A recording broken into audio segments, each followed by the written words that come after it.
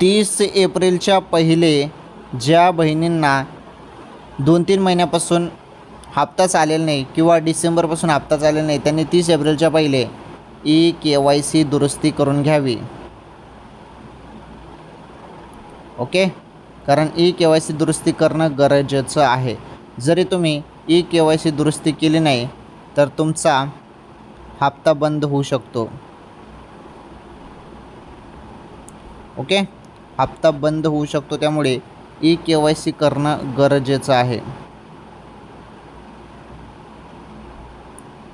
लवकरात लवकर KYC दुरुस्ती करून घ्यावी.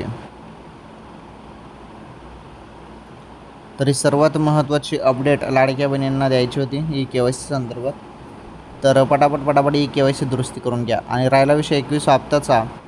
21 हप्ता तर लवकरच तुम्हाला दिला जाणार आहे, त्यामुळे मोबाईलच्या मेसेजकडे लक्ष द्या.